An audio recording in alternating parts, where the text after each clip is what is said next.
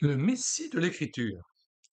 François Koechlin, éditeur Bible et publications chrétiennes, 24 pages. L'annonce de la venue du Messie ou du Christ traverse toutes les Écritures. Sa venue, son œuvre, sa personne ont été révélés progressivement à ceux d'Israël qui l'attendaient.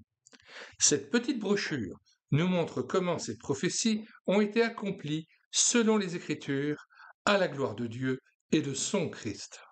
Avant de lire la 4e de couverture de cette petite brochure, nous vous signalons que nous avons mis le lien de téléchargement gratuit de ce traité dans les commentaires de cette vidéo. Nous y ajoutons le lien vers notre playlist Juifs et chrétiens en débat, ainsi que le lien vers d'autres ouvrages qui mettent en avant la conversion de plusieurs juifs messianiques au Christ. Lecture de la 4e de couverture. Moïse, les psaumes, les prophètes, toute l'Écriture annonçait la venue de loin de l'Éternel, par qui et en qui toutes les promesses devaient être accomplies. Nous ouvrons là une parenthèse pour expliquer ce que c'est que loin du Seigneur. L'OINT. C'est celui qui, par l'onction, c'est-à-dire par l'application de l'huile sur son front, a reçu de Dieu une autorité sacrée. Avec la majuscule, il désigne plus particulièrement le Christ. Jésus-Christ est appelé par excellence loin du Seigneur. Pourquoi Jésus est-il appelé loin? L'Esprit de Dieu lui-même a oint Jésus pour proclamer la bonne nouvelle du salut, comme nous le confessons dans le symbole des apôtres. Dieu a oint son Fils, le Messie tant attendu. Loin, le Christ, pour être notre prophète, notre prêtre et notre roi. Par sa parole, il nous guide. Le passage de l'Ancien Testament qui montre ici loin de l'Éternel est Ésaïe 61. L'Esprit du Seigneur, l'Éternel, est sur moi, car l'Éternel m'a oint pour porter de bonnes nouvelles aux malheureux. Il m'a envoyé pour guérir ceux qui ont le cœur brisé, pour proclamer aux captifs la liberté et aux prisonniers la délivrance, pour publier une année de grâce de l'Éternel et un jour de vengeance de notre Dieu, pour consoler tous les affligés, pour accorder aux affligés de Sion, pour leur donner un diadème au lieu de la cendre, une huile de joie au lieu du deuil, un vêtement de louange au lieu d'un esprit abattu, afin qu'on les appelle des térébintes de la justice, une plantation de l'Éternel pour servir à sa gloire. Ce passage est repris d'ailleurs dans Luc 4, versets 17 à 19. Il concerne le tout début du ministère de Jésus-Christ après sa tentation dans le désert. Nous lisons à partir du verset 14. Jésus, revêtu de la puissance de l'Esprit, retourna en Galilée et sa renommée se répandit dans tout le pays d'alentour. Il enseignait dans les synagogues et il était glorifié par tous. Il se rendit à Nazareth où il avait été élevé et, selon sa coutume, il entra dans la synagogue le jour du sabbat. Il se leva pour faire la lecture et on lui remit le livre du prophète Ésaïe. L'ayant déroulé, il trouva l'endroit où il était écrit. L'Esprit du Seigneur est sur moi, parce qu'il m'a oint pour annoncer une bonne nouvelle aux pauvres. Il m'a envoyé pour guérir ceux qui ont le cœur brisé, pour proclamer aux captifs la délivrance et aux aveugles le recouvrement de la vue, pour renvoyer libres les opprimés, pour publier une année de grâce du Seigneur. Ensuite, il roula le livre, le remit au serviteur et s'assit. Tous ceux qui se trouvaient dans la synagogue avaient les regards fixés sur lui. Alors il commença à leur dire, « Aujourd'hui, cette parole de l'Écriture que vous venez d'entendre est accomplie. » Et tous lui rendaient témoignage. Ils étaient étonnés des paroles de grâce qui sortaient de sa bouche, et ils disaient, « N'est-ce pas le fils de Joseph ?» Jésus leur dit, « Sans doute, vous m'appliquerez ce proverbe. Médecin, guéris-toi toi-même. Et vous me direz, fais ici, dans ta patrie, tout ce que nous avons appris que tu as fait à Capernaum. Mais, ajouta-t-il, je vous le dis en vérité, aucun prophète n'est bien reçu dans sa patrie. Fin de citation et retour au texte de la 4e de couverture. Moïse, les psaumes, les prophètes. Toute l'écriture annonçait la venue de loin de l'Éternel, par qui et en qui toutes les promesses devaient être accomplies. Entre parenthèses, nous signalons que le terme de Christ vient du grec kryo, qui veut dire oindre. Et donc, le mot Christ veut dire celui qui a reçu l'onction de Dieu. En lisant l'Ancien Testament, un Israélite pieux pouvait donc l'attendre et le reconnaître au moment de sa venue. Nous, chrétiens, admirons dans le Nouveau Testament la façon dont Jésus-Christ correspond, jusque dans les moindres détails, à ce qui avait été prévu et annoncé. Nous y voyons une confirmation des perfections de la Bible tout entière et de sa valeur. Tout nous montre la fidélité de celui qui nous parle. Nous lisons maintenant l'introduction. Commençant par Moïse et par tous les prophètes, il, Jésus, leur expliquait dans toutes les Écritures les choses qui le concernent. Il fallait que soit accompli tout ce qui est écrit de moi dans la loi de Moïse, dans les prophètes et dans les psaumes. Note 1. Luc 24, versets 26, 27 et versets 44 à 46. Ce sont là les propos que tient Jésus-Christ vis-à-vis des pèlerins d'Emmaüs. Cet épisode se situe juste après la résurrection de Jésus-Christ. Lisons ce passage. Luc 24, verset 13. Et voici ce même jour, 2 disciples allaient à un village nommé Emmaüs, éloigné de Jérusalem de 60 stades, et ils s'entretenaient de tout ce qui s'était passé. Le stade est une unité de longueur de la Grèce antique, le stade olympique faisant environ 190 mètres. Et donc, il faut diviser par 5 environ la mesure qui est donnée ici pour trouver le nombre de kilomètres, donc un peu moins de 12 kilomètres de Jérusalem. Retour au texte. Pendant qu'ils parlaient et discutaient, Jésus s'approcha et fit route avec eux. Mais leurs yeux étaient empêchés de le reconnaître. Il leur dit, « De quoi vous entretenez-vous en marchant pour que vous soyez tout tristes ?»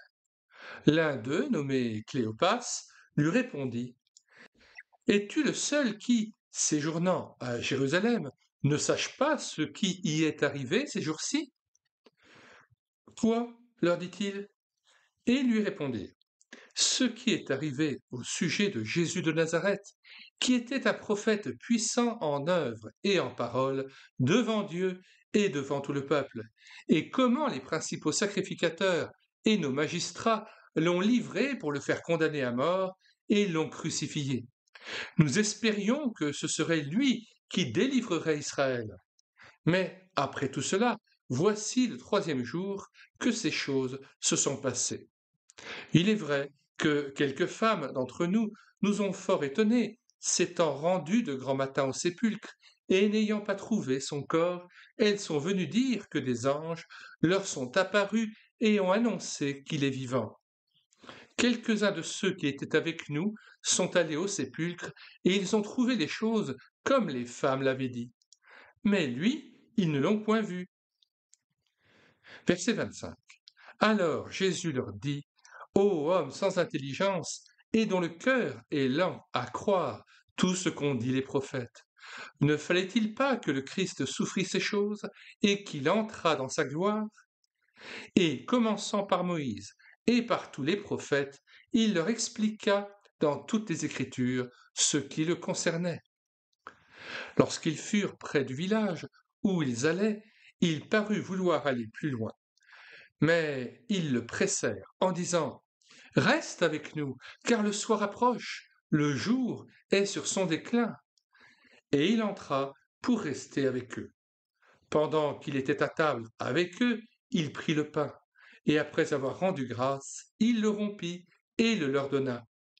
Alors leurs yeux s'ouvrirent, et ils le reconnurent. Mais il disparut de devant eux. Et ils se dirent l'un à l'autre, notre cœur ne brûlait-il pas au-dedans de nous lorsqu'il nous parlait en chemin et nous expliquait les Écritures? Se levant à l'heure même, ils retournèrent à Jérusalem et ils trouvèrent les 11 et ceux qui étaient avec eux assemblés, et disant, le Seigneur est réellement ressuscité et il est apparu à Simon. Et ils racontèrent ce qui leur était arrivé en chemin et comment il l'avait reconnu au moment où il rompit le pain. Tandis qu'il parlait de la sorte, lui-même se présenta au milieu d'eux et leur dit, la paix soit avec vous. Saisis de frayeur et d'épouvante, ils croyaient voir un esprit. Mais il leur dit, pourquoi êtes-vous troublés et pourquoi pareille pensée s'élève-t-elle dans vos cœurs? Voyez mes mains et mes pieds, c'est bien moi. Touchez-moi et voyez, un esprit n'a ni chair ni os, comme vous voyez que j'ai. Et en disant cela, il leur montra ses mains et ses pieds. Comme, dans leur joie, ils ne croyaient point encore, et qu'ils étaient dans l'étonnement, il leur dit, avez-vous ici quelque chose à manger? Ils lui présentèrent du poisson rôti et un rayon de miel. Il en prit et il mangea devant eux. Puis il leur dit, c'est là ce que je vous disais lorsque j'étais encore avec vous, qu'il fallait que s'accomplît tout ce qui est écrit de moi dans la loi de Moïse, dans les prophètes et dans les psaumes. Alors il leur ouvrit l'esprit afin qu'ils comprissent les Écritures. Et il leur dit, ainsi il est écrit que le Christ souffrirait et qu'il ressusciterait des morts le troisième jour, et que la repentance et le pardon des péchés seraient prêchés en son nom à toutes les nations, à commencer par Jérusalem. Vous êtes témoins de ces choses. Et voici, j'enverrai sur vous ce que mon Père a promis, c'est-à-dire le Saint-Esprit, mais vous restez dans la ville jusqu'à ce que vous soyez revêtus de la puissance d'en haut.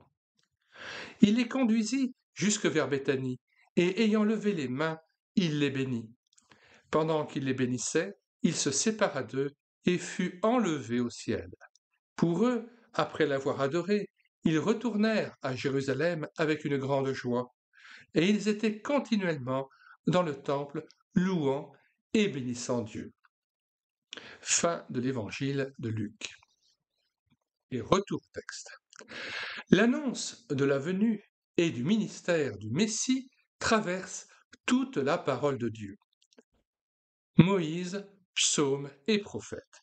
C'est donc un sujet de méditation très vaste, c'est même le cœur de la révélation prophétique. En effet, c'est en lui, comme représentant d'Israël, et par lui que Dieu doit accomplir toutes les promesses faites à son peuple. De nombreuses précisions sont données à son sujet dès l'Ancien Testament.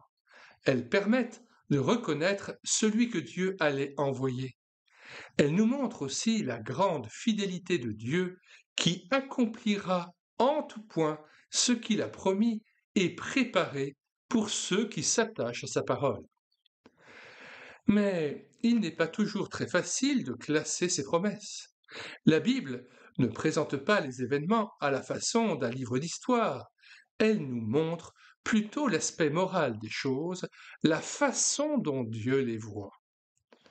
Ainsi, les psaumes nous parlent souvent des souffrances du Messie, mais en général, celles qui lui sont personnelles sont mêlées aux souffrances futures du résidu d'Israël auquel il s'associe, d'où les appels à la vengeance qui nous surprennent.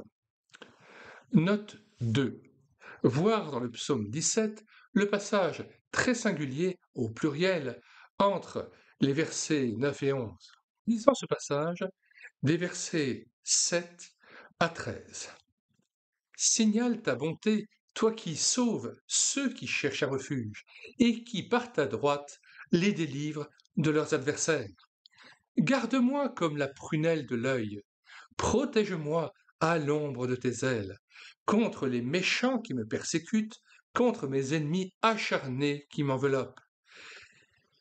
Ils ferment leurs entrailles, ils ont à la bouche des paroles hautaines. Ils sont sur nos pas, déjà ils nous entourent, ils nous épient pour nous terrasser. On dirait un lion avide de déchirer, un lionceau aux aguets dans son repère. Lève-toi, Éternel, marche à sa rencontre, renverse-le, délivre-moi du méchant par ton glaive. Verset 14. Délivre-moi des hommes par ta main éternelle, des hommes de ce monde. Leur part est dans la vie, et tu remplis leur ventre de tes biens. Leurs enfants sont rassasiés, et ils laissent leur superflu à leurs petits-enfants. Pour moi, dans mon innocence, je verrai ta face. Dès le réveil, je me rassasierai de ton image. Fin de citation et retour au texte. Une autre difficulté vient du fait que nous trouvons des prophéties concernant le Messie non seulement dans les paroles des prophètes, mais aussi dans de nombreux textes à première vue historiques, qui présentent un aspect de sa personne ou de son œuvre. Le profond sommeil tombant sur Adam en Genèse 2, ou le sacrifice d'Isaac en Genèse 22 sont des cas particulièrement simples. D'autres le sont moins et réclament davantage de prudence dans l'interprétation. Pourtant, dans les chapitres 3 et 4 des Galates, l'Esprit donne à des scènes de l'Ancien Testament des applications que nous n'aurions pas osé en déduire. L'abondance des allusions à Christ et à son œuvre dans l'Ancien Testament montre la précision avec laquelle Dieu a pris soin d'annoncer la venue de son Christ. Un terme est l'équivalent grec de Messie. Quelques-unes seulement seront relevées dans notre exposé. L'agneau était très connu, et sa venue, son œuvre, sa personne ont été révélées progressivement par l'Esprit à son peuple pour que ceux qui s'attachaient à la parole de Dieu l'attendent et le reconnaissent. Nous allons voir dans une première partie quelle pouvait être l'espérance de ceux qui, comme Siméon, Anne, Zacharie et Élisabeth, attendaient la consolation d'Israël. Luc 2, verset 25. Dans un deuxième temps, nous examinerons comment ces prophéties ont été accomplies puisque nous en possédons la clé. Lisons ce passage de Luc 2, verset 25. Et voici, il y avait à Jérusalem un homme appelé Siméon. Cet homme était juste et pieux, il attendait la consolation d'Israël, et l'Esprit Saint était sur lui. Il avait été divinement averti par le Saint-Esprit qu'il ne mourrait point avant d'avoir vu le Christ du Seigneur. Il vint au temple poussé par l'Esprit, et comme les parents apportaient le petit enfant Jésus pour accomplir à son égard ce qu'ordonnait la loi, c'est-à-dire la circoncision, il le reçut dans ses bras, bénit Dieu et dit : Maintenant, Seigneur, tu laisses ton serviteur s'en aller en paix, selon ta parole. Car mes yeux ont vu ton salut, salut que tu as préparé devant tous les peuples, lumière pour éclairer les nations et gloire d'Israël ton peuple. Père et sa mère étaient dans l'admiration des choses qu'on disait de lui.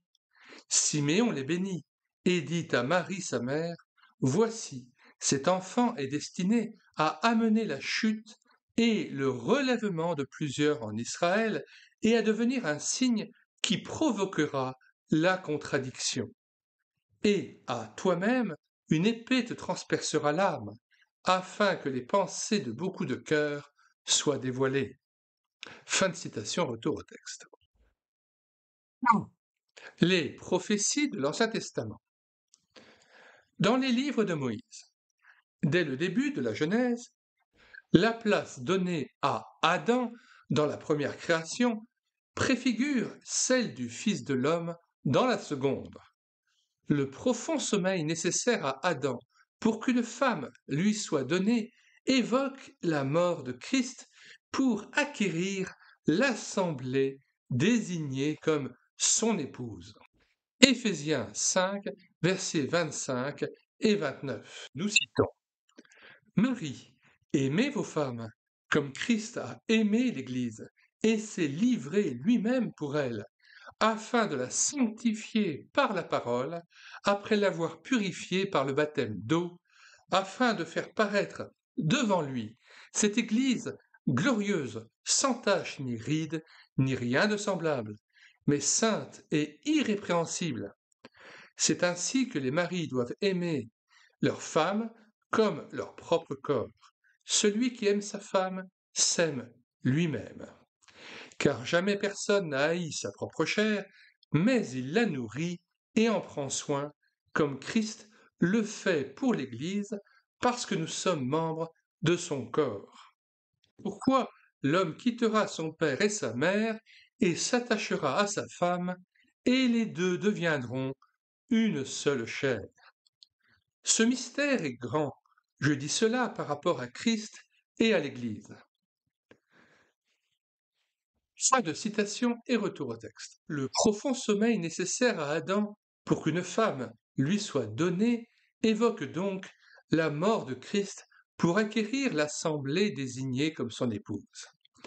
Mais cela n'était certainement pas intelligible avant la révélation par le Saint-Esprit du mystère de l'Église. La première annonce explicite se trouve en Genèse 3,15. C'est celle de la descendance de la femme. Note 5. Comparez Galates 3, verset 16.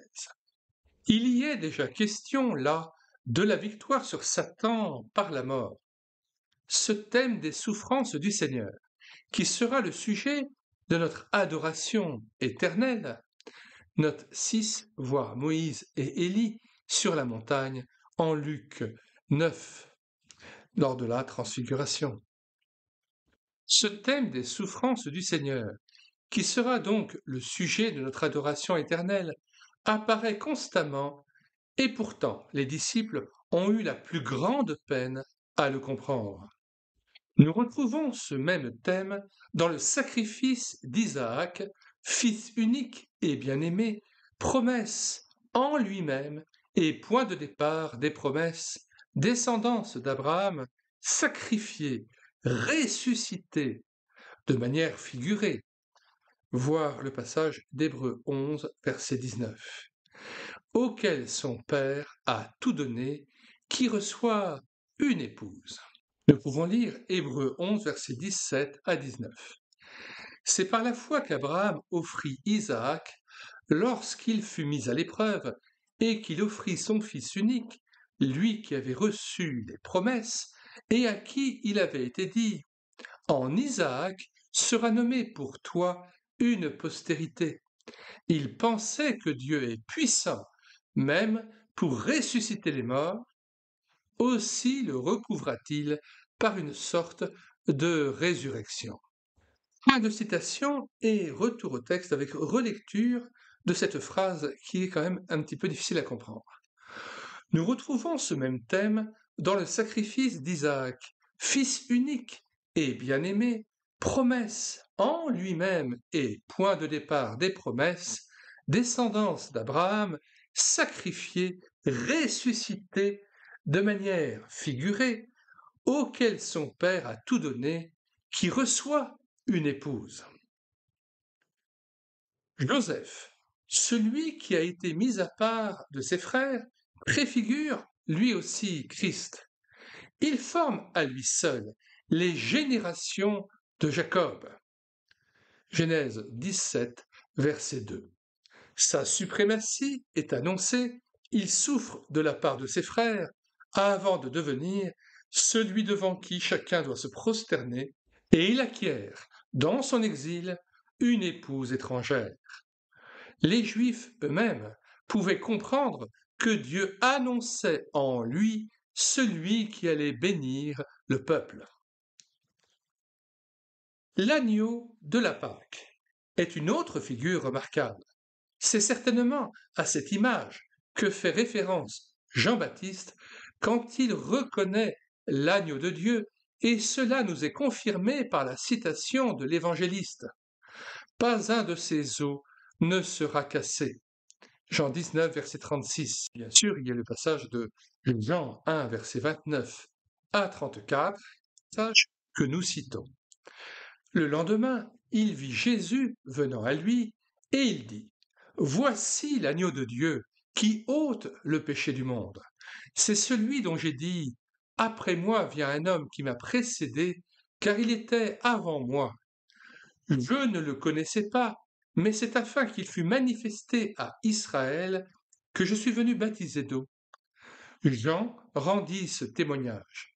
J'ai vu l'Esprit descendre du ciel comme une colombe et s'arrêter sur lui. Je ne le connaissais pas, mais celui qui m'a envoyé baptiser d'eau, celui-là m'a dit, celui sur qui tu verras l'Esprit descendre et s'arrêter, c'est celui qui baptise du Saint-Esprit. Et j'ai vu et j'ai rendu témoignage qu'il est le Fils de Dieu. Fin de citation, retour au texte. L'autre passage auquel l'auteur fait allusion dans Jean 19, 36, les choses sont arrivées afin que l'écriture fût accomplie, aucun de ses os ne sera brisé, est déjà cité et annoncé dans le psaume 34, verset 20, il garde tous ses os, aucun d'eux n'est brisé. Cela fait référence notamment à ce qui s'est passé au moment de la crucifixion. Lisons le passage dans son contexte, Jean 19, verset 31. Dans la crainte que les corps ne restassent sur la croix pendant le sabbat, car c'était la préparation et ce jour de sabbat était un grand jour, les Juifs demandèrent à Pilate qu'on rompît les jambes aux crucifiés et qu'on les enlevât.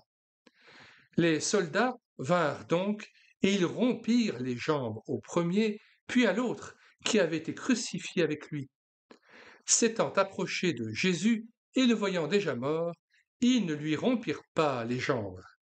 Mais un des soldats lui perça le côté avec une lance, et aussitôt il sortit du sang et de l'eau.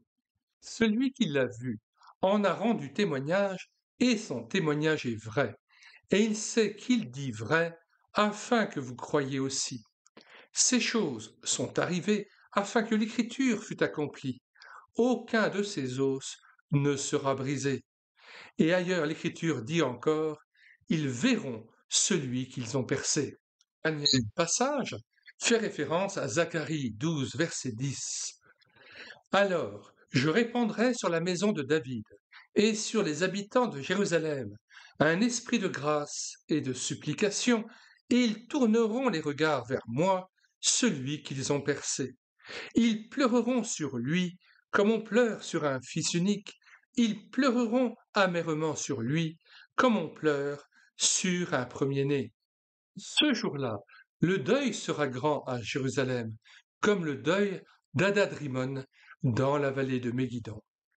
Fin de citation et retour au texte. Mais à ce sacrifice particulier, c'est-à-dire l'agneau de la Pâque ou celui de Jésus-Christ mort pour les péchés du monde à la croix, font écho tous les autres, puisque, selon le psaume 40, celui qu'annonçait l'Écriture devait prendre la place de tous les holocaustes et sacrifices pour les péchés. Verset 6. Psaume 40, verset 6.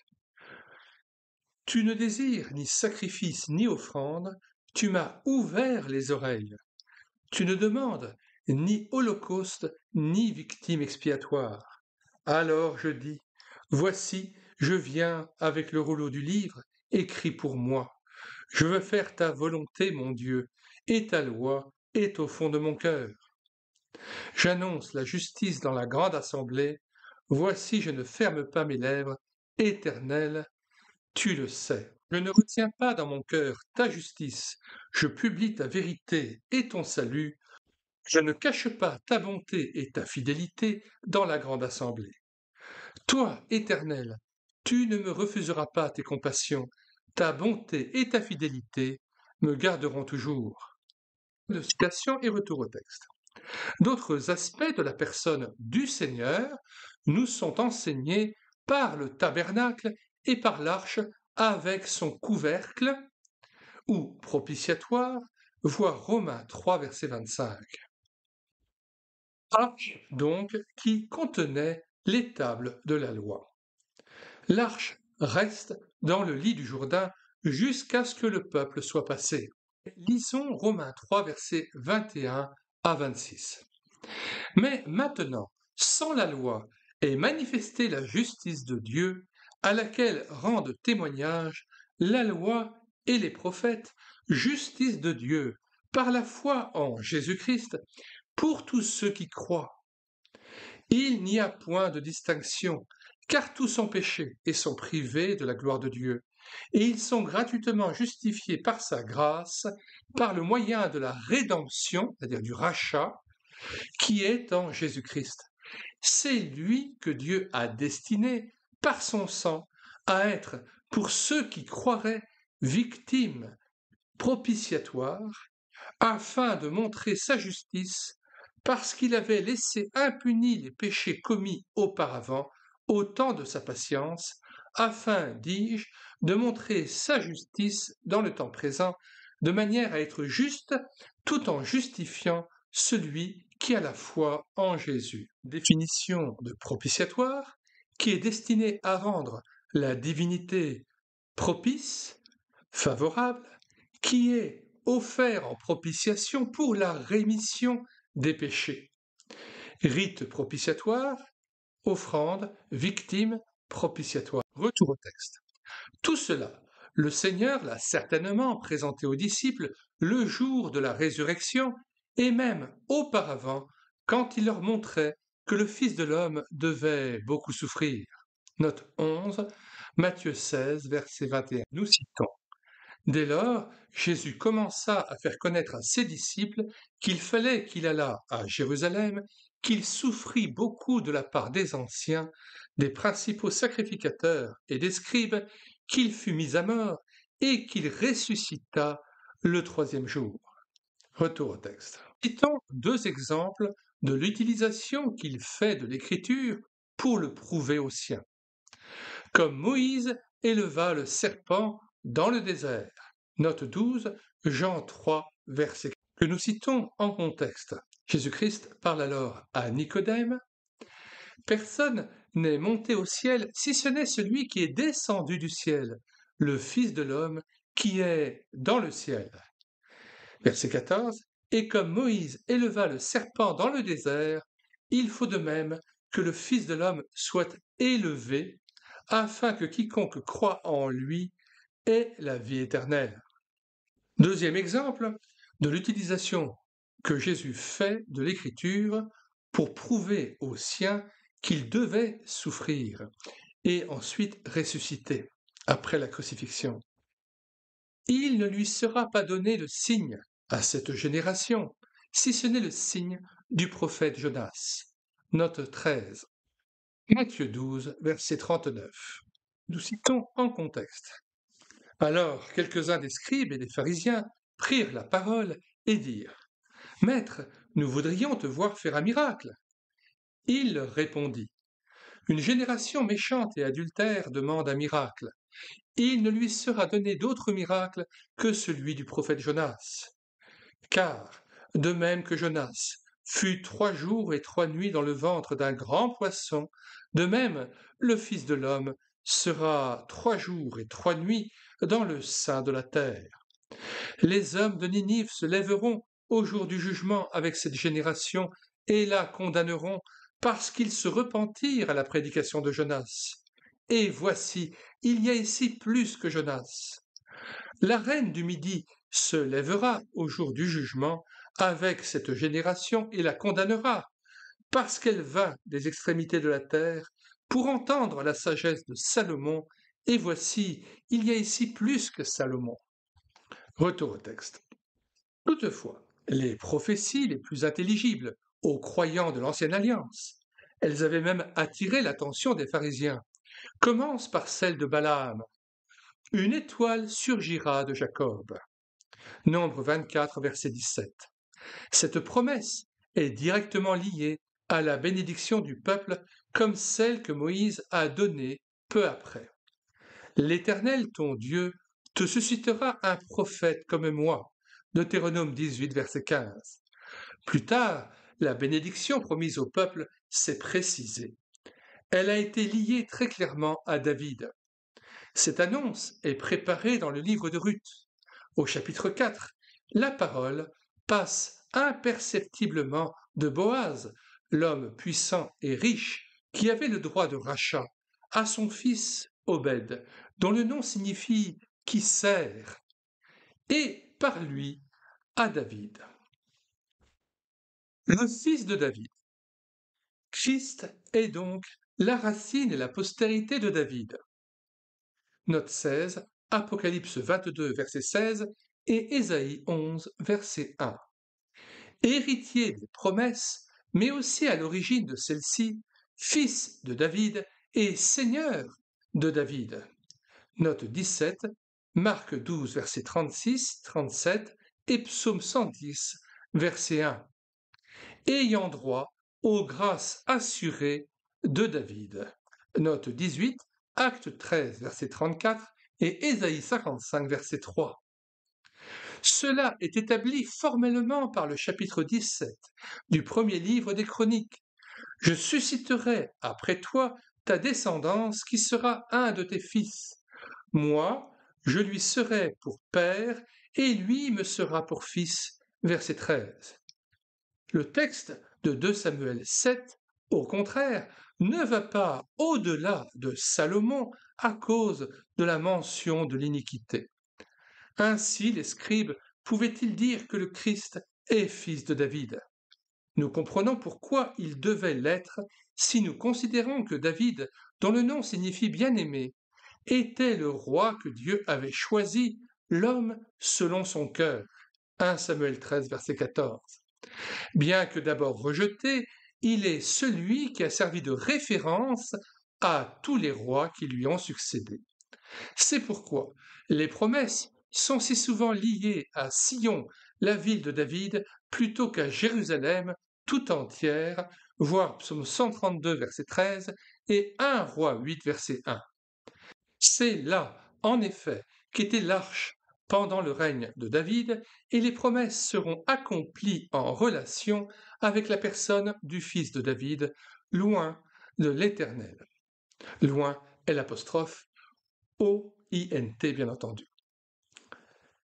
Le Messie, loin de l'Éternel. Au commencement, il n'y avait pas de roi en Israël. Seuls les sacrificateurs étaient oints. Mais quand la royauté a été instituée à cause de la faillite de la sacrificature, c'est à elle qu'a été confiée l'autorité. Désormais, le roi choisi par Dieu recevait lui aussi l'onction et était par là mis à part.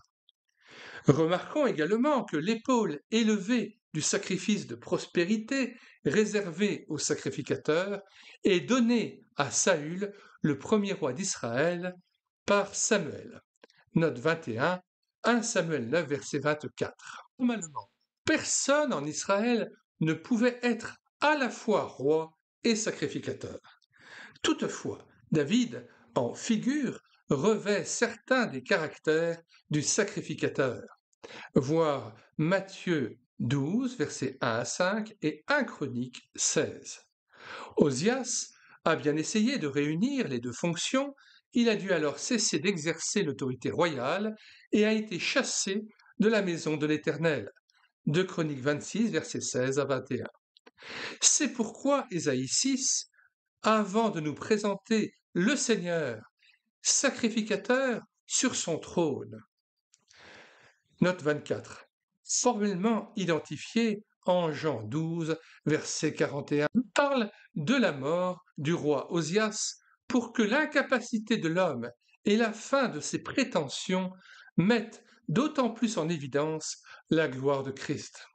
Prenons le temps d'écouter le passage de Jean chapitre 12, versets 37 à 41, qui fait allusion à Ésaïe 6, moment extraordinaire où le prophète Ésaïe a la révélation de Jésus-Christ sur son trône de gloire.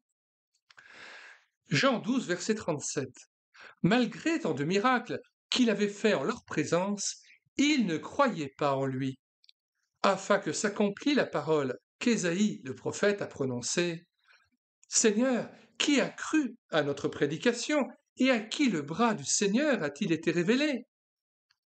Aussi ne pouvait-il croire, parce qu'Ésaïe a dit encore « Il a aveuglé leurs yeux et il a endurci leur cœur, de peur qu'ils ne voient des yeux, qu'ils ne comprennent du cœur, qu'ils ne se convertissent et que je ne les guérisse. » Ésaïe dit ces choses lorsqu'il vit sa gloire, c'est ce qu'il dit dans le chapitre 6 d'Ésaïe, et qu'il parla de lui.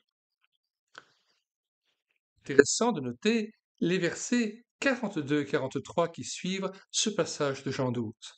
Il est dit « Cependant, même parmi les chefs, plusieurs crurent en lui, en Jésus, mais à cause des pharisiens, ils n'en faisaient pas l'aveu dans la crainte d'être exclus de la synagogue, car ils aimèrent la gloire des hommes plus que la gloire de Dieu. » Verset 44. Or Jésus s'était écrié « Celui qui croit en moi, croit non pas en moi, mais en celui qui m'a envoyé. Et celui qui me voit, voit celui qui m'a envoyé. Je suis venu comme une lumière dans le monde, afin que quiconque croit en moi ne demeure pas dans les ténèbres. Si quelqu'un entend mes paroles et ne les garde point, ce n'est pas moi qui le juge, car je suis venu non pour juger le monde, mais pour sauver le monde. Celui qui me rejette et qui ne reçoit pas mes paroles à son juge. La parole que j'ai annoncée, c'est elle qui le jugera au dernier jour. Car je n'ai point parlé de moi-même, mais le Père qui m'a envoyé m'a prescrit lui-même ce que je dois dire et annoncer. Et je sais que son commandement est la vie éternelle. C'est pourquoi les choses que je dis, je les dis comme le Père me les a dites. J'aimerais faire une parenthèse concernant certains juifs qui, comme à l'époque de Jésus, croient en Jésus-Christ et qui pourtant, par crainte de la réaction de leur père, de leur mère, de leurs coreligionnaires, du rabbin, de la communauté, n'osent pas faire le pas de confesser leur foi et de dire ouvertement leur foi en Jésus-Christ, et ils en restent simplement au fait qu'ils gardent la lampe sous le boisseau et cachent cette foi.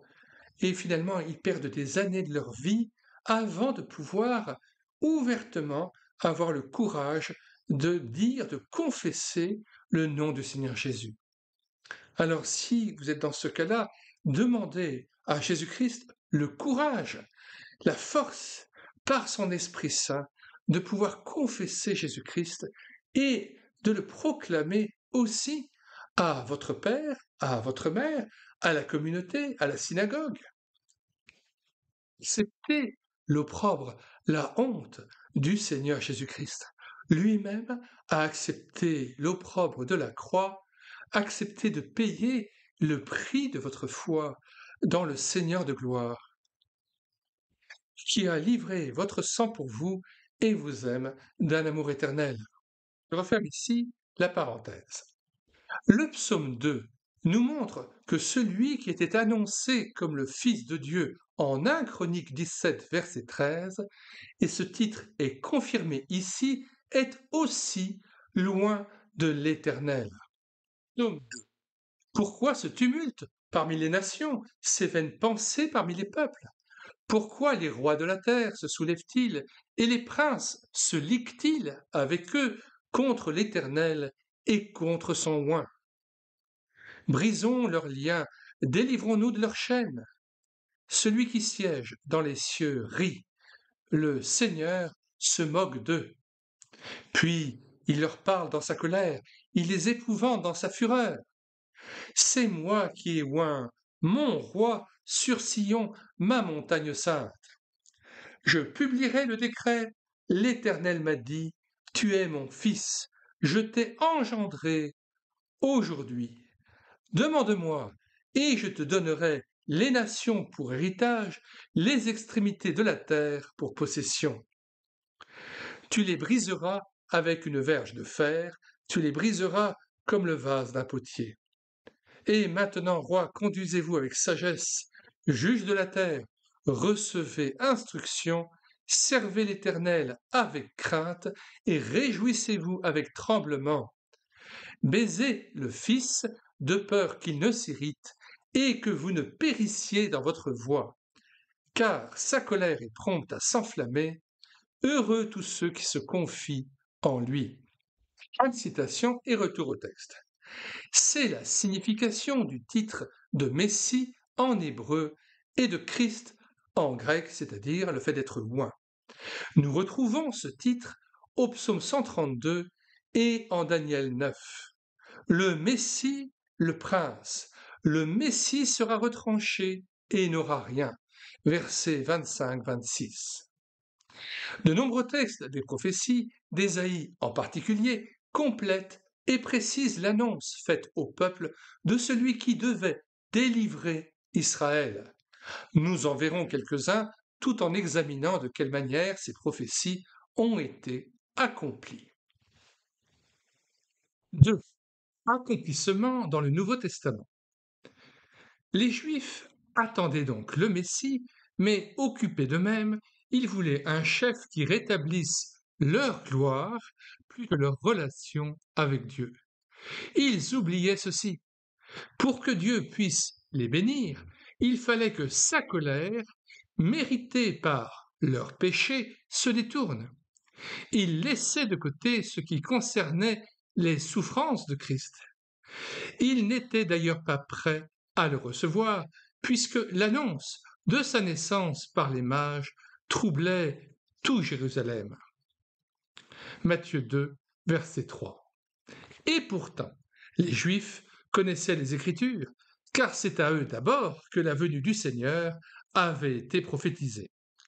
C'est l'évangile de Matthieu, celui qui s'occupe tout particulièrement d'Israël, qui comporte le plus de citations attestant l'accomplissement des prophéties.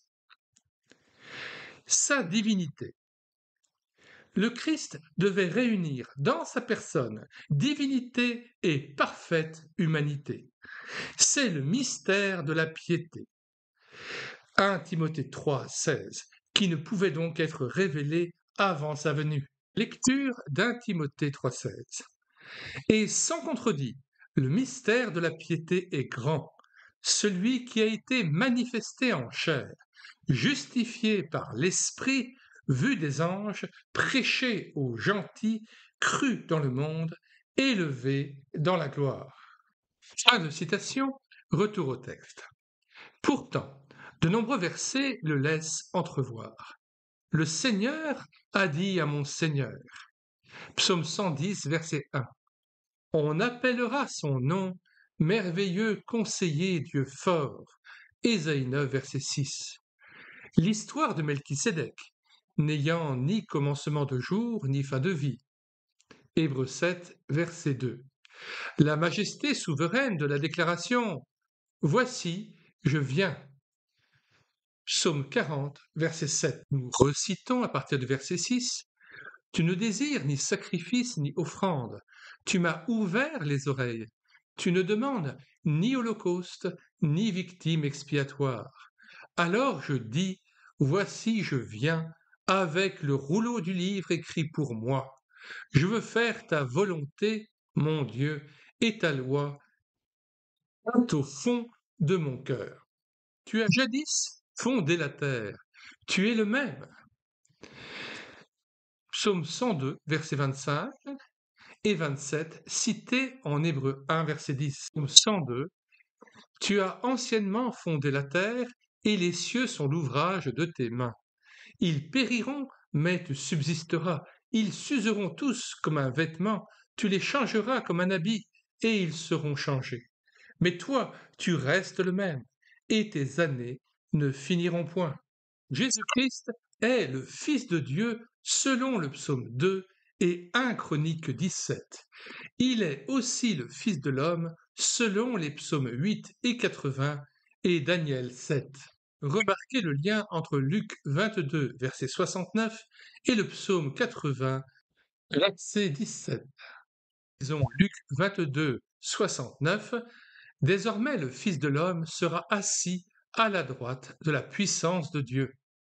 Le propos est à resituer en contexte pendant le jugement que les Juifs et les principaux sacrificateurs et les scribes font de Jésus-Christ, à partir du verset 66 de chapitre 22. Quand le jour fut venu, le collège des anciens du peuple, les principaux sacrificateurs et les scribes s'assemblèrent et firent amener Jésus dans leur Sanhédrin. Ils dirent, « Si tu es le Christ, dis-le nous. » Jésus leur répondit, « Si je vous le dis, vous ne le croirez pas, et si je vous interroge, vous ne répondrez pas. Désormais, le Fils de l'homme sera assis à la droite de la puissance de Dieu. » Tous dirent, « Tu es donc le Fils de Dieu. » Il leur répondit, « Vous le dites, je le suis. » Alors ils dirent, « Qu'avons-nous encore besoin de témoignages? Nous l'avons entendu nous-mêmes de sa bouche. » Donc maintenant, psaume 80, verset 17, « Que ta main soit sur l'homme de ta droite, sur le Fils de l'homme que tu t'es choisi. » Nous lisons le passage de Daniel 7 qui fait référence directement au jugement des nations. Tout d'abord, Daniel 7, verset 9. « Je regardais pendant que l'on plaçait des trônes, et l'Ancien des jours s'assit. Son vêtement était blanc comme la neige, et les cheveux de sa tête étaient comme de la laine pure. Son trône était comme des flammes de feu, et les roues comme un feu ardent. Un fleuve de feu coulait et sortait de devant lui, 1000 milliers le servaient, et 10 000 millions se tenaient en sa présence. Les juges s'assirent, et les livres furent ouverts. » Un peu plus loin, verset 13. « Je regardais pendant mes visions nocturnes, et voici, sur les nuées des cieux, arriva quelqu'un de semblable à un fils de l'homme. Il s'avança vers l'Ancien des jours, et on le fit approcher de lui. On lui donna la domination, la gloire et le règne. Et tous les peuples, les nations et les hommes de toute langue le servirent. Sa domination est une domination éternelle qui ne passera point, et son règne ne sera jamais détruit. » Citation, retour au texte. Fils de David. Nous avons déjà vu plusieurs passages annonçant qu'il serait fils, c'est-à-dire descendant de David. Il descend bien de lui à double titre, selon sa généalogie officielle, par Joseph, note 33, Matthieu 1, versets 1 à 16, et aussi par Marie, dont la lignée est probablement celle donnée en Luc 3, versets 23 à 38. Sa naissance, elle devait être miraculeuse. La Vierge concevra et enfantera un fils. Ésaïe 7, verset 14. Les scribes savaient qu'elle devait avoir lieu à Bethléem, la ville de David. Et toi, Bethléem Ephrata, bien que tu sois petite entre les milliers de Juda, de toi sortira pour moi celui qui doit dominer en Israël et duquel les origines ont été d'ancienneté dès les jours d'éternité. Michée 5, verset 2. Ce verset atteste en même temps sa divinité. Le moment où il devait naître avait été prophétisé par Daniel, et tous ceux qui avaient soigneusement compté les semaines auraient dû le connaître. Daniel 9, versets 24 à 27. Le vieillard Siméon avait eu lui aussi une communication particulière à ce sujet. Luc 2, 26. Son enfance. Il devait aller en Égypte selon Osée 11, verset 1. Matthieu 2, verset 14 à 15. Lisons donc Osée 11, verset 1. « Quand Israël était jeune, je l'aimais, et j'appelais mon fils hors d'Égypte. » Puis Jésus devait être nazaréen à double titre, comme habitant à Nazareth, et aussi comme ce rejeton du tronc d'Isaïe, cette branche de ses racines qui fructifiera. Matthieu 2, verset 23, et la note. En Ésaïe 11, verset 1, l'hébreu de branche est netzer, ayant la même racine que nazaréen. Dans Ésaïe 11. Puis un rameau sortira du tronc d'Isaïe, et un rejeton naîtra de ses racines. L'Esprit de l'Éternel reposera sur lui, esprit de sagesse et d'intelligence, esprit de conseil et de force, esprit de connaissance et de crainte de l'Éternel. Il respirera la crainte de l'Éternel. Il ne jugera point sur l'apparence, il ne prononcera point sur un oui-dire. Mais il jugera les pauvres avec équité et il prononcera avec droiture sur les malheureux de la terre. Il frappera la terre de sa parole comme d'une verge et du souffle de ses lèvres, il fera mourir le méchant. La justice sera la ceinture de ses flancs et la fidélité la ceinture de ses reins. Pour ce qui est de la présence de Jésus-Christ dans le village de Nazareth, comme accomplissement de la prophétie, nous lisons Matthieu 2, versets 19 à 23. Quand Hérode fut mort, voici un ange du Seigneur apparut en songe à Joseph en Égypte, et dit: Lève-toi, prends le petit enfant et sa mère, et va dans le pays d'Israël, car ceux qui en voulaient à la vie du petit enfant sont morts. Joseph se leva, prit le petit enfant et sa mère, et alla dans le pays d'Israël. Mais, ayant appris qu'Archélaüs régnait sur la Judée à la place d'Hérode, son père, il craignit de s'y rendre. Et, divinement averti en songe, il se retira dans le territoire de la Galilée et vint demeurer dans une ville appelée Nazareth, afin que s'accomplît ce qui avait été annoncé par les prophètes: il sera appelé Nazaréen. Fin de citation, retour au texte. Son précurseur, Jean-Baptiste, aurait été Élie qui doit venir. Malachie 4, verset 5. Le Seigneur avait été reçu, mais il est la voix de celui qui crie dans le désert. Ésaïe 40, verset 3, et le messager envoyé devant la face du Christ. Malachie 3, verset 1. Malachie 4, verset 5. Voici, je vous enverrai Élie le prophète avant que le jour de l'Éternel arrive, ce jour grand et redoutable. Il ramènera le cœur des pères à leurs enfants et le cœur des enfants à leurs pères, de peur que je ne vienne frapper le pays d'interdit. Jésus-Christ donne la clé herméneutique, la clé du sens de ce passage, dans Matthieu 11, versets 11 à 15.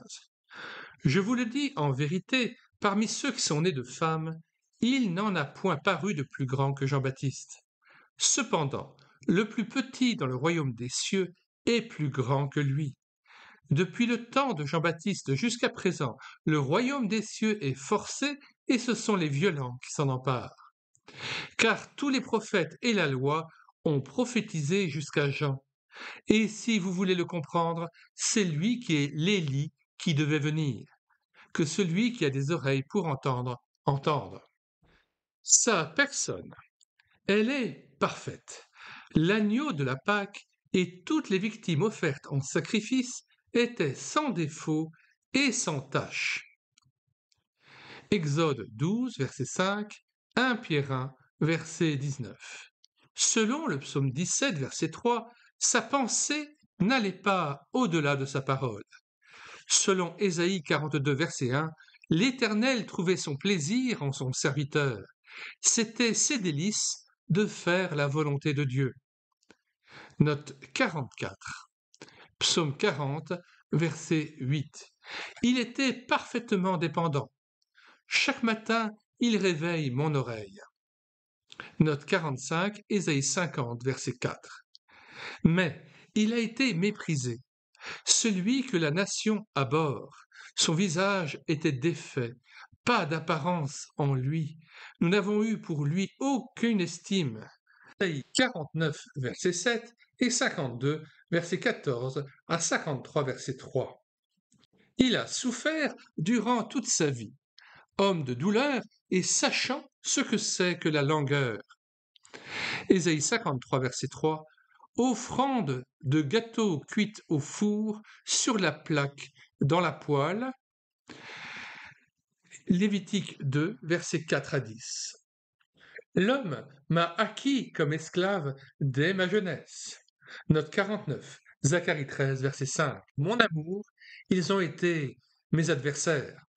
Note 50, psaume 109, verset 4. La traduction n'est peut-être pas très claire.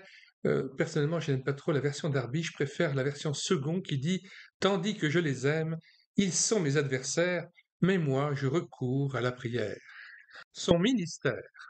En Luc 4, dans la synagogue de Nazareth, le Seigneur cite lui-même Ésaïe 61, décrivant son service. Annoncer de bonnes nouvelles aux pauvres, aux aveugles, le recouvrement de la vue. Et il le répète à Jean-Baptiste, note 51, Matthieu 11, verset 5. Ésaïe 52, verset 7, le présentait comme celui qui devait annoncer de bonnes nouvelles. En Ésaïe 42, versets 2 à 3, nous voyons la douceur avec laquelle il le ferait. Il n'élèvera pas la voix, il ne brisera pas le roseau froissé. Au psaume 132, verset 15, il rassasie de pain les pauvres. L'accomplissement de ce verset est aussi une preuve, parmi de nombreux autres, qu'il est l'Éternel. Cependant, il était toujours occupé aux affaires de son Père, note 52, Luc 2, verset 49, le zèle de ta maison m'a dévoré, note 53, psaume 69, verset 9. Les rameaux. Son entrée glorieuse dans Jérusalem est prophétisée en Zacharie 9, verset 9, et dans le psaume 118, dont les foules reprennent les expressions. Disons Zacharie 9, verset 9. Sois transportée d'allégresse, fille de Sion, pousse des cris de joie, fille de Jérusalem. Voici ton roi vient à toi, il est juste et victorieux, il est humble et monté sur un âne, le petit d'une ânesse. Le passage est accompli dans Matthieu 21, versets 1 à 5. Lorsqu'ils approchèrent de Jérusalem et qu'ils furent arrivés à Bethphagée, vers la montagne des Oliviers, Jésus envoya 2 disciples en leur disant « Allez au village qui est devant vous, vous trouverez aussitôt une ânesse attachée et un ânon avec elle. Détachez-les et amenez-les-moi. Si quelqu'un vous dit quelque chose, vous répondrez « Le Seigneur en a besoin », et à l'instant, il les laissera aller. Or, ceci arriva afin que s'accomplisse ce qui avait été annoncé par le prophète. Dites à la fille de Sion, voici ton roi vient à toi, plein de douceur et monté sur un âne, sur un ânon, le petit d'une ânesse. Verset 6. Les disciples allèrent et firent ce que Jésus leur avait ordonné. Ils amenèrent l'ânesse et l'ânon, mirent sur eux leurs vêtements et le firent asseoir dessus. La plupart des gens de la foule étendirent leurs vêtements sur le chemin. D'autres coupèrent des branches d'arbres et en jonchèrent la route. Fin de citation. Rejeté. Ce même psaume, le psaume 118, annonce le rejet de celui qui deviendra la pierre d'angle. Note 54. Voir aussi Genèse 49, verset 25, Zacharie 4, verset 7, Ésaïe 8, verset 14 et Daniel 2, verset 34. Psaume 118, verset 22. La pierre qu'ont rejetée ceux qui bâtissaient est devenue la principale de l'angle. C'est de l'Éternel que cela est venu, c'est un prodige à nos yeux. C'est ici la journée que l'Éternel a faite, qu'elle soit pour nous un sujet d'allégresse et de joie. Ô Éternel, accorde le salut, ô Éternel, donne la prospérité. Béni soit celui qui vient au nom de l'Éternel. Nous vous bénissons de la maison de l'Éternel. Citation. Retour au texte. Ce même psaume 118 annonce donc le rejet de celui qui deviendra la pierre d'angle, ce rejet étant confirmé par Daniel 9, verset 26, le Messie sera retranché et n'aura rien, et Zacharie 13, verset 6, blessé dans la maison de mes amis. Trahi. Les psaumes font plusieurs fois allusion à Judas. Psaume 55 et 109, ainsi que le psaume 41 qui évoque même le dernier souper. Zacharie 11, versets 12 et 13 prévoit le prix de cette trahison et l'usage fait de cet argent. Jette-le au potier. À leur insu, les chefs du peuple accomplissent ainsi l'écriture jusque dans le moindre détail. Gethsémani. Nous trouvons à plusieurs endroits la prière du Seigneur Jésus à celui qui pouvait le sauver de la mort. Hébreux 5, verset 7. Citons.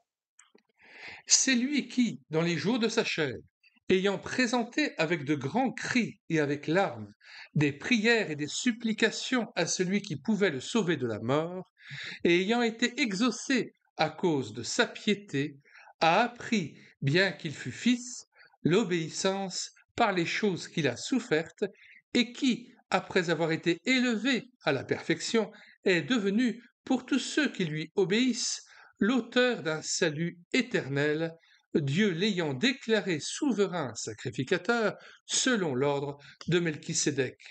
D'autres passages font allusion à la prière du Seigneur Jésus à celui qui pouvait le sauver de la mort. Psaume 40, 69, 102, Ésaïe 39.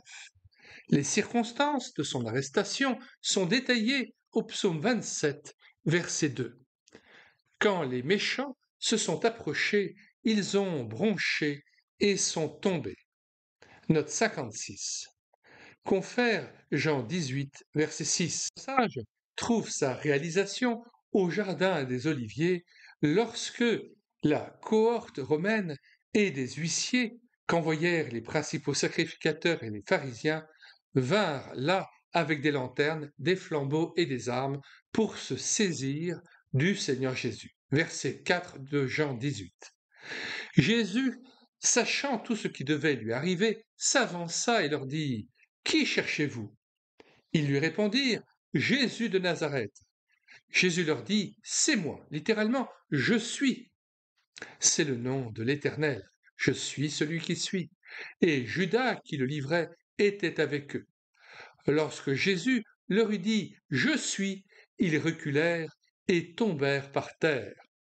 Il leur demanda de nouveau « Qui cherchez-vous » Et ils dirent « Jésus de Nazareth ». Jésus répondit « Je vous ai dit que c'est moi. Donc c'est moi que vous cherchez, laissez aller ceci. » Il dit cela afin que s'accomplît la parole qu'il avait dite « Je n'ai perdu aucun de ceux que tu m'as donnés. » Le procès. Ésaïe 53, verset 7, nous parle de la brebis muette devant ceux qui la tondent et qui n'a pas ouvert sa bouche.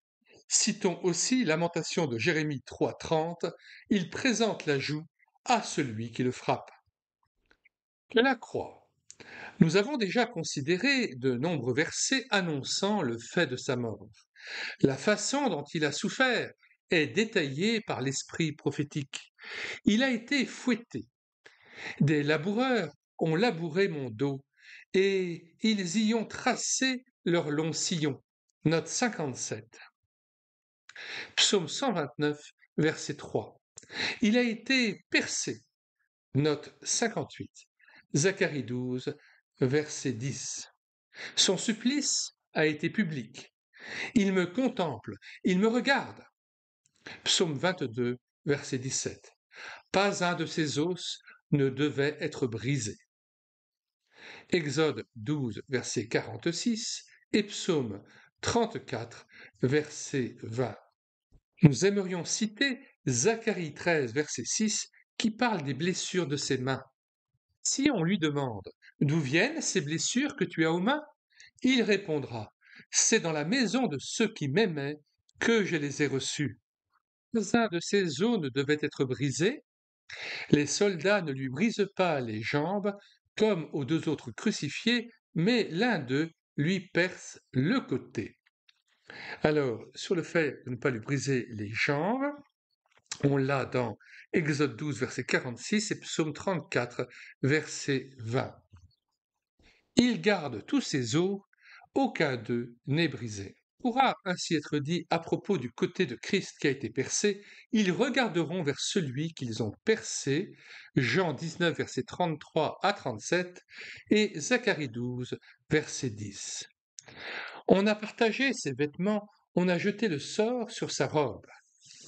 Psaume 22, verset 18. Il a été placé entre deux brigands. Marc et Luc citent sous cette forme, dans la bouche même du Seigneur, l'accomplissement d'Ésaïe 53, verset 12. Il a été compté parmi les iniques. Marc 14, versets 48 à 49, Luc 22, verset 37. On a voulu lui faire boire du fiel, on l'a abreuvé de vinaigre. Psaume 69, verset 21. Plusieurs de ces paroles prononcées sur la croix étaient annoncées. Il crie « Mon Dieu, pourquoi m'as-tu abandonné ?» Psaume 22, verset 1.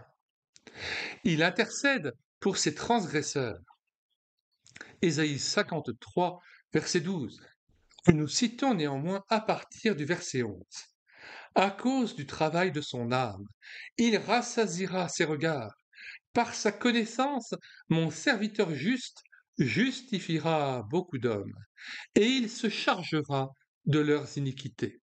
C'est pourquoi je lui donnerai sa part avec les grands, il partagera le butin avec les puissants, parce qu'il s'est livré lui-même à la mort, et qu'il a été mis au nombre des malfaiteurs, parce qu'il a porté les péchés de beaucoup d'hommes, et qu'il a intercédé pour les coupables. Fin de citation. Il dit « J'ai soif », selon le psaume 69, verset 21. Et enfin, il remet son esprit à son Père, psaume 31, verset 5, que nous citons à partir du verset 4. Tu me feras sortir du filet qu'ils m'ont tendu, car tu es mon protecteur. Je remets mon esprit entre tes mains. Tu me délivreras, Éternel, Dieu de vérité. Les paroles des hommes autour de la croix avaient été prévues, et ces spectateurs des souffrances du Seigneur les prononcent en accomplissant ainsi les prophéties sans même s'en rendre compte. Ainsi, le verset 8 du psaume 22 se retrouve exactement en Matthieu 27, verset 43. Citons les deux passages. Psaume 22, verset 8, que nous citons à partir du verset 7. Tous ceux qui me voient se moquent de moi, ils ouvrent la bouche, secouent la tête. Recommande-toi à l'Éternel. L'Éternel le sauvera, il le délivrera, puisqu'il l'aime. Matthieu 27, verset 43, que nous citons à partir du verset précédent. Verset 42. Il a sauvé les autres, il ne peut se sauver lui-même. S'il est roi d'Israël, qu'il descende de la croix, et nous croirons en lui. Il s'est confié en Dieu. Que Dieu le délivre maintenant, s'il l'aime, car il a dit « Je suis fils de Dieu ». Les brigands crucifiés avec lui l'insultaient de la même manière. Mais Dieu avait donné sa réponse à l'avance au psaume 18, verset 19. Citons à partir du verset 17. Il me délivra de mon adversaire puissant, de mes ennemis qui étaient plus forts que moi. Il m'avait surpris au jour de ma détresse, mais l'Éternel fut mon appui. Il m'a mis au large, il m'a sauvé parce qu'il m'aime. L'Éternel m'a traité selon ma droiture, il m'a rendu selon la pureté de mes mains. Car j'ai observé les voies de l'Éternel, et je n'ai point été coupable envers mon Dieu. Le tombeau. Il devait être avec le riche dans la mort. Ésaïe 53, verset 9. On a mis son sépulcre parmi les méchants, son tombeau avec le riche, quoiqu'il n'eût point commis de violence, et qu'il n'y eût point de fraude dans sa bouche. C'est pourquoi Joseph, homme riche d'Arimathée, est choisi pour le mettre dans son propre tombeau. Matthieu 27, verset 57. Celui-ci était neuf, ce qui est un des aspects de l'accomplissement du verset 16, verset 10. Tu ne permettras pas que ton sein voie la corruption. Là, j'ouvre une parenthèse, je trouve que le l'interprétation est un petit peu tirée par les cheveux, je préfère citer le passage du psaume 16 comme étant la vie intérieure sublime de Christ au moment où il est crucifié. Il bénit l'Éternel, son conseiller. Verset 7 du psaume 16. Je bénis l'Éternel, mon conseiller, la nuit même mon cœur m'exhorte. J'ai constamment l'Éternel sous mes yeux. Quand il est à ma droite, je ne chancelle pas. Aussi mon cœur est dans la joie, mon esprit dans l'allégresse, et mon corps repose en sécurité. Car tu ne livreras pas mon âme au séjour des morts, tu ne permettras pas que ton bien-aimé voie la corruption. Tu me feras connaître le sentier de la vie, il y a d'abondantes joies devant ta face, des délices éternelles à ta droite. Jésus ainsi est parfaitement confiant dans son Père, qui le ressuscitera d'entre les morts. Ressuscité. L'autre aspect, comme le confirme Pierre dans les Actes, chapitre 2, verset 27, c'est qu'il n'a pas été laissé dans la mort. Nous citons le discours de Pierre le jour de la Pentecôte, du moins un extrait de son discours à partir du verset 22. Hommes israélites, écoutez ces paroles. Jésus de Nazareth, cet homme à qui Dieu a rendu témoignage devant vous par les miracles, les prodiges et les signes qu'il a opérés par lui au milieu de vous, comme vous le savez vous-même. Cet homme, livré selon le dessein arrêté et selon la prescience de Dieu, vous l'avez crucifié, vous l'avez fait mourir par la main des impies. Dieu l'a ressuscité en le délivrant des liens de la mort, parce qu'il n'était pas possible qu'il fût retenu par elle. Car David dit de lui, je voyais constamment le Seigneur devant moi, parce qu'il est à ma droite, afin que je ne sois point ébranlé. Aussi mon cœur est dans la joie, et ma langue dans l'allégresse, et même ma chair reposera avec espérance. Car tu n'abandonneras pas mon âme dans le séjour des morts, et tu ne permettras pas que ton sein voie la corruption. Tu m'as fait connaître les sentiers de la vie, tu me rempliras de joie par ta présence. Hommes frères, qu'il me soit permis de vous dire librement au sujet du patriarche David qu'il est mort, qu'il a été enseveli et que son sépulcre existe encore aujourd'hui parmi nous. Comme il était prophète et qu'il savait que Dieu lui avait promis avec serment de faire asseoir un de ses descendants sur son trône, c'est la résurrection du Christ qu'il a prévue et annoncée en disant qu'il ne serait pas abandonné dans le séjour des morts et que sa chair ne verrait pas la corruption. C'est ce Jésus que Dieu a ressuscité, nous en sommes tous témoins. Élevé par la droite de Dieu, il a reçu du Père le Saint-Esprit qui avait été promis, et il l'a répandu, comme vous le voyez et l'entendez. David n'est point monté au ciel, comme il dit lui-même. Le Seigneur a dit à mon Seigneur, assieds-toi à ma droite, jusqu'à ce que je fasse de tes ennemis ton marchepied. Que toute la maison d'Israël sache donc avec certitude que Dieu a fait Seigneur et Christ ce Jésus que vous avez crucifié. Après avoir entendu ce discours, ils eurent le cœur vivement touché, et ils dirent à Pierre et aux autres apôtres, Hommes frères, que ferons-nous? Pierre leur dit, Repentez-vous, et que chacun de vous soit baptisé au nom de Jésus-Christ pour le pardon de vos péchés, et vous recevrez le don du Saint-Esprit, car la promesse est pour vous, pour vos enfants, et pour tous ceux qui sont au loin, en aussi grand nombre que le Seigneur, notre Dieu, les appellera. Gros texte avec reprise de la phrase précédente. Ressuscité. L'autre aspect, comme le confirme Pierre dans les Actes, c'est qu'il n'a pas été laissé dans la mort. En effet, conformément à ce que montrait le signe du prophète Jonas, Matthieu 12, verset 40, il n'est resté que 3 jours et 3 nuits dans la mort. Le psaume 102 l'annonçait aussi. Tes années sont de génération en génération. Verset 24. Le psaume 21, il t'a demandé la vie, tu la lui as donnée. Verset 4. L'histoire d'Isaac et celle d'Ézéchias pouvaient déjà le faire comprendre. L'ascension. Dès le psaume 110, verset 1, nous entendons cette parole de Dieu. Assieds-toi à ma droite. L'histoire de Joseph nous détaillait déjà quelques-unes des gloires qui devaient suivre les souffrances. 2 Pierre 2, verset 11.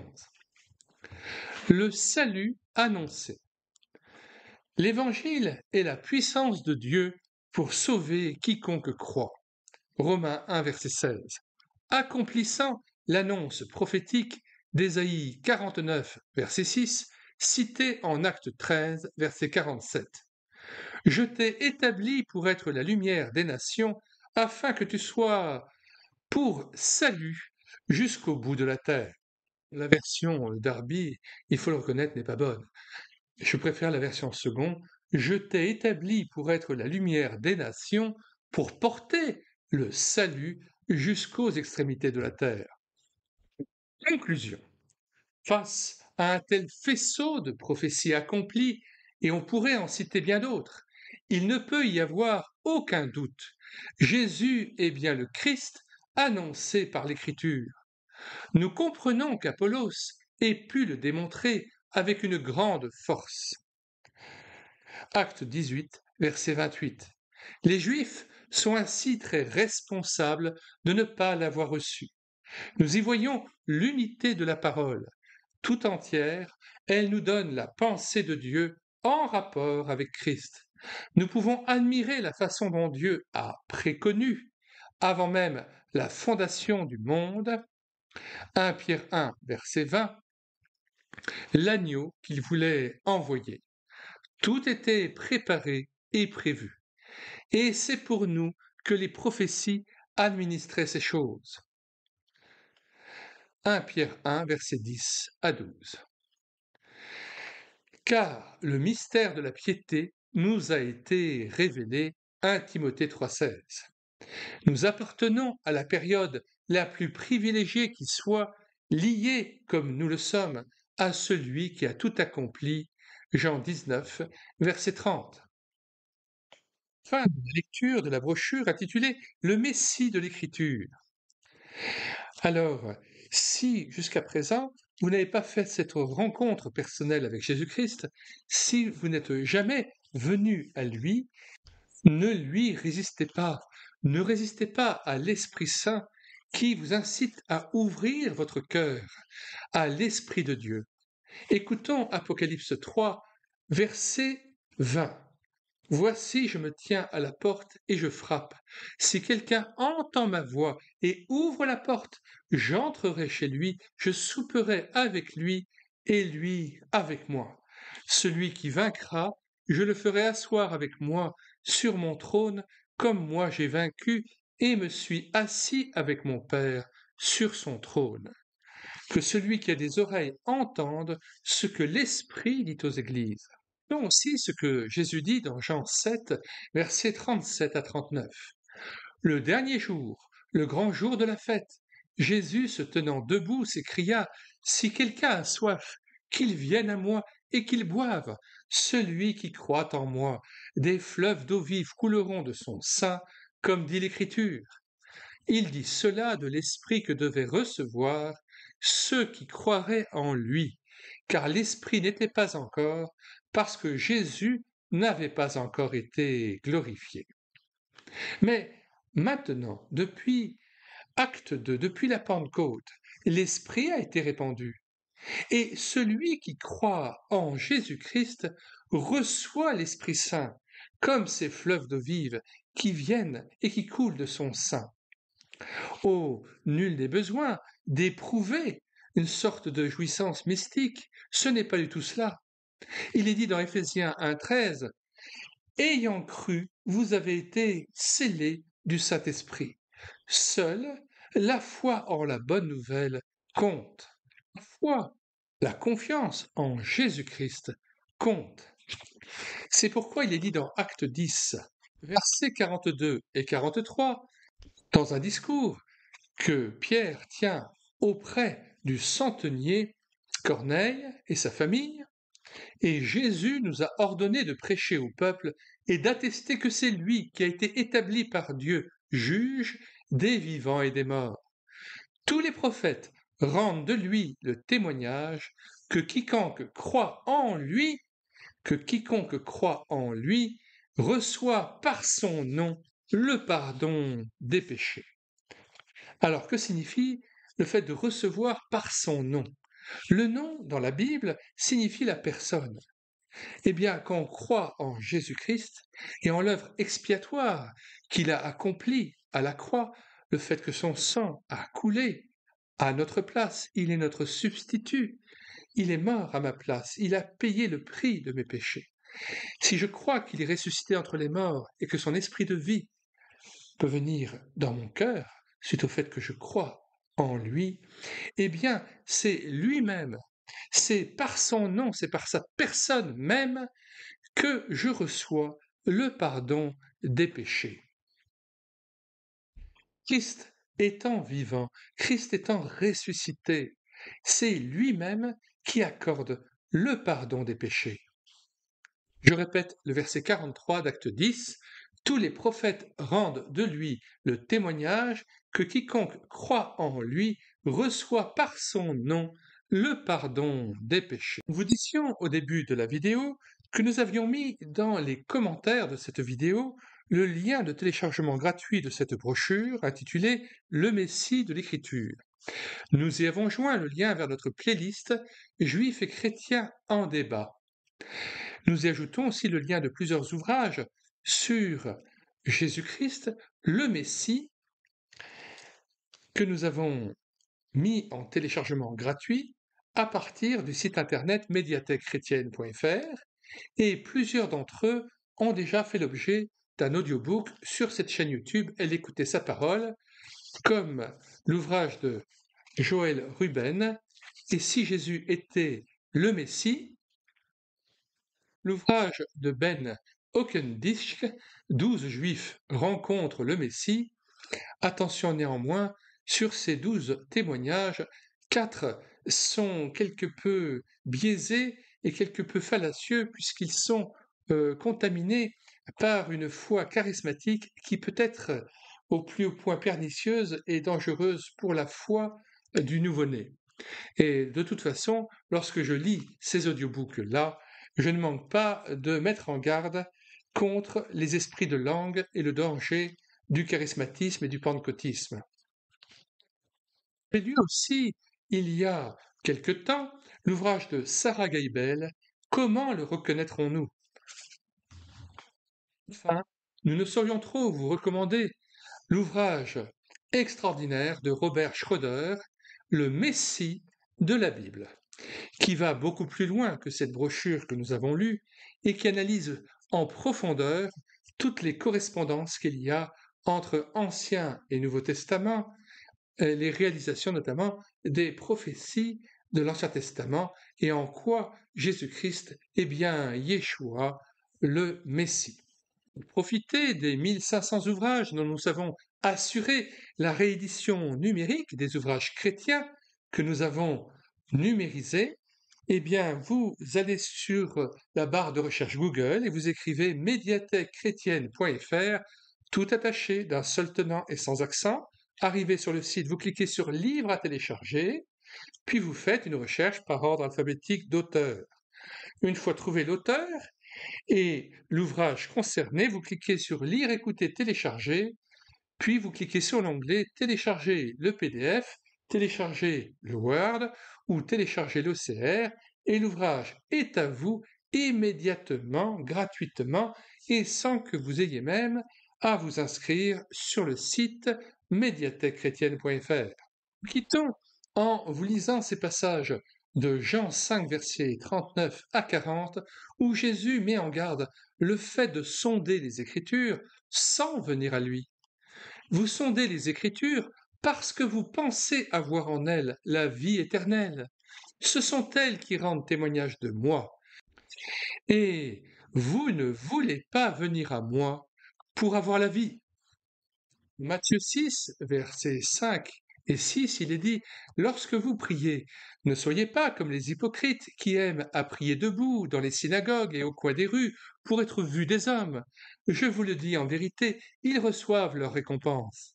Mais quand tu pries, entre dans ta chambre, ferme ta porte et prie ton Père qui est là dans le lieu secret, et ton Père qui voit dans le secret te le rendra. Donc il est important de développer avec Christ, avec Dieu le Père, une relation personnelle. Reviens à Dieu avec des paroles. 14, versets 1 et 2. Israël, reviens à l'Éternel ton Dieu, car tu es tombé par ton iniquité. Apportez avec vous des paroles et revenez à l'Éternel. Dites-lui, pardonne toutes les iniquités et reçois-nous favorablement. Nous t'offrirons au lieu de taureau l'hommage de nos lèvres. Alors, je vais finir par la prière et je vous invite, si vous n'avez jamais donné votre cœur à Jésus-Christ, à le faire dans les termes à peu près pareils, si vous voulez, dans l'esprit, et non pas à la lettre, bien sûr, de ce que je vais dire. Seigneur Jésus, je t'adore et je te bénis parce que tu es mort à la croix pour moi et ton sang a coulé à ma place. Mon iniquité, tu l'as portée à la croix, et tu as été frappé par Dieu pour mon iniquité. Je crois que tu es ressuscité d'entre les morts, je crois que tu es vivant et que tu peux m'accorder par ton nom, par ta personne même, le pardon de mes péchés. Seigneur Jésus, je te loue, je te glorifie de ce que tu as envoyé, reçu l'Esprit Saint du Père et que tu l'as envoyé et que pour prix de ma foi, que j'exprime maintenant de tout mon cœur, eh bien, je crois que tu me scelles du Saint-Esprit. Si jamais vous avez dans votre cœur un péché qui est un fardeau pour vous tout à fait particulier, je voudrais vous citer aussi ce passage de 1 Jean 1, verset 7 et verset 9. Si nous marchons dans la lumière, comme il est lui-même dans la lumière, nous sommes mutuellement en communion et le sang de Jésus son Fils nous purifie de tout péché. Verset 9. Si nous confessons nos péchés, il est fidèle et juste pour nous les pardonner et pour nous purifier de toute iniquité. Ouvrez vos lèvres devant Dieu, ouvrez vos lèvres pour parler à Jésus ressuscité.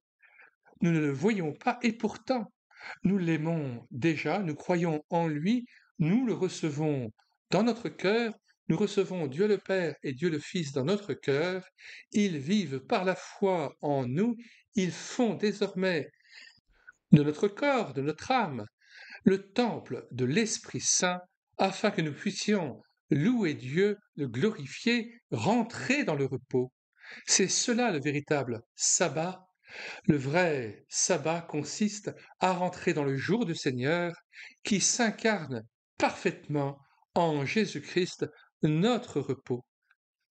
Seigneur, tu nous donnes la paix car tout ce que nous faisons, c'est toi, Seigneur Jésus, qui l'accomplis pour nous et en nous. Apocalypse 22, verset 17, et l'Esprit et l'Épouse disent « Viens », et que celui qui entende dise « Viens », et que celui qui a soif vienne, que celui qui veut prenne de l'eau de la vie gratuitement.